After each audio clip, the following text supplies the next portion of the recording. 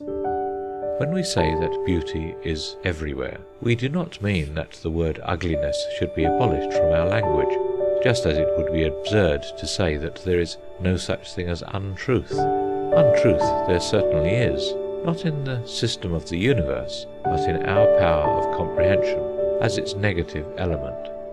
In the same manner there is ugliness in the distorted expression of beauty in our life and in our art, which comes from our imperfect realization of truth.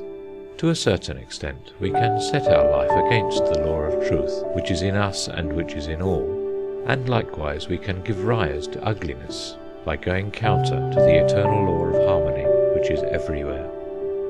Through our sense of truth we realize law in creation, and through our sense of beauty we realize harmony in the universe. When we recognize the law in nature, we extend our mastery over physical forces and become powerful. When we recognize the law in our moral nature, we attain mastery over self and become free. In like manner, the more we comprehend the harmony in the physical world, the more our life shares the gladness of creation, and our expression of beauty in art becomes more truly Catholic. As we become conscious of the harmony in our soul, our apprehension of the blissfulness of the spirit of the world becomes universal, and the expression of beauty in our life moves in goodness and love towards the infinite. This is the ultimate object of our existence, that we must ever know that beauty is truth, truth beauty. We must realize the whole world in love, for love gives it birth, sustains it, and takes it back to its bosom. We must have that perfect emancipation of heart which gives us the power to stand at the innermost centre of things, and have the taste of that fullness of disinterested joy which belongs to Brahma. Music is the purest form of art, and therefore the most direct expression of beauty, with a form and spirit which is one and simple, and least encumbered with anything extraneous.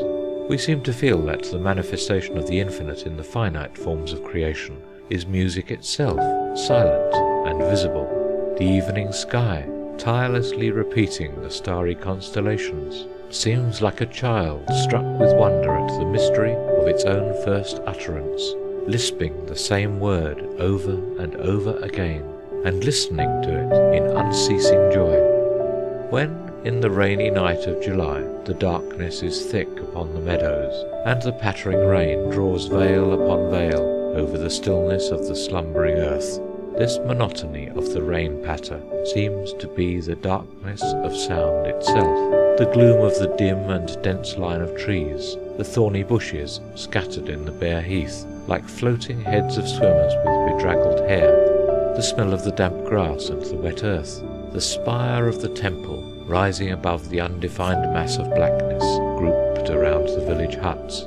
Everything seems like notes rising from the heart of the night, mingling and losing themselves in the one sound of ceaseless rain filling the sky. Therefore the true poets, they who are seers, seek to express the universe in terms of music. They rarely use symbols of painting to express the unfolding of forms, the mingling of endless lines and colours that goes on every moment on the canvas of the blue sky. They have their reason, for the man who paints must have canvas, brush and colour box. The first touch of his brush is very far from the complete idea, and then when the work is finished the artist is gone. The windowed picture stands alone, the incessant touches of love of the creative hand are withdrawn. But the singer has everything within him. The notes come out from his very life. They are not materials gathered from outside. His idea and his expression are brother and sister. Very often they are born as twins. In music, the heart reveals itself immediately. It suffers not from any barrier of alien material. Therefore, though music has to wait for its completeness like any other art, yet at every step it gives out the beauty of the whole. As the material of expression, even words are barriers, for their meaning has to be constructed by thought. But music never has to depend upon any obvious meaning. It expresses what no words can ever express.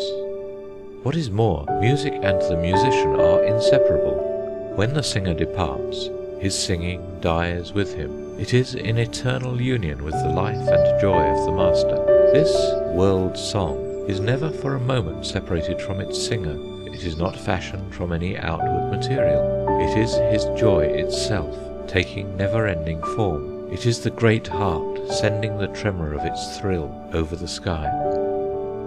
There is a perfection in each individual strain of this music, which is the revelation of completion in the incomplete. No one of its notes is final, yet each reflects the infinite. What does it matter if we fail to derive the exact meaning of this great harmony? Is it not like the hand meeting the string, and drawing out at once all its tones at the touch? It is the language of beauty, the caress, that comes from the heart of the world, straightway reaches our heart. Last night, in the silence which pervaded the darkness, I stood alone and heard the voice of the singer of eternal melodies. When I went to sleep, I closed my eyes with this last thought in my mind, that even when I remain unconscious in slumber, the dance of life will still go on in the hushed arena of my sleeping body, keeping step with the stars. The heart will throb, the blood will leap in the veins, and the millions of living atoms of my body will vibrate in tune with the note of the harp string that thrills at the touch of the Master.